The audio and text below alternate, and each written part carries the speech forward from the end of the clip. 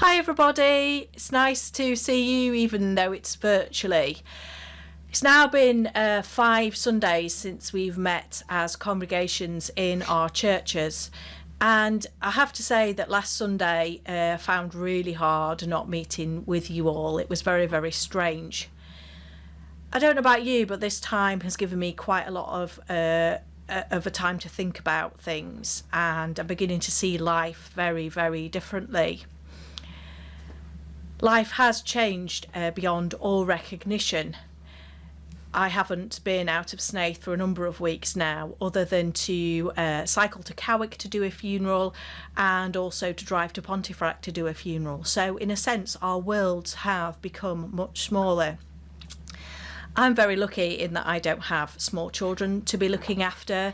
I don't have to adapt to working at home. I'm pretty much used to that already. So I know that for me, there's not a lot of change in the way that I work, other than the fact that I'm not driving lots of places to have meetings.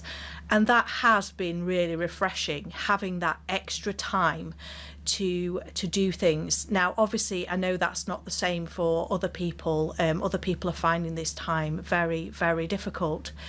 But I'm trying to find the positives in this situation. Because I've been cycling, I've managed to lose a little bit of weight, which has made me feel a lot better. Don't be too shocked, but I've actually done some home cooking as well, and I've actually found that I'm not all that bad at it, which is quite scary. Although obviously the floodgates are now going to open, I'm going to be expected to bake for church fairs and things, which wasn't an expectation before. I'm also finding a lot of beauty in nature. There's less traffic about, and so the birds are singing so much louder, or indeed we can just hear them better. And the other day I saw a beautiful blue butterfly in the garden. I've not seen a blue butterfly since I was a child.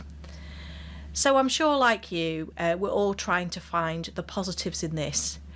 But also, as Christians, we are mindful of how other people are faring. And it has been difficult for a lot of people. I'm thinking about the fact that I have been asked on a number of occasions to help people who are finding, particularly after the flooding as well, that obviously money is quite tight, and also there's difficulty getting out to get food. I'm also thinking of those people who are not fortunate enough to have a garden and are stuck in their properties, particularly if they're in high-rise flats somewhere. And obviously I'm thinking about the NHS as well, and all those people who are on the front line and who are putting themselves at risk every day.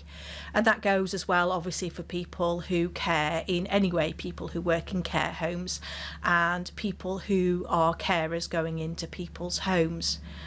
And also thinking on a much wider scale across our world, there are people who don't have the luxury of being able to social distance as they live in such difficult circumstances.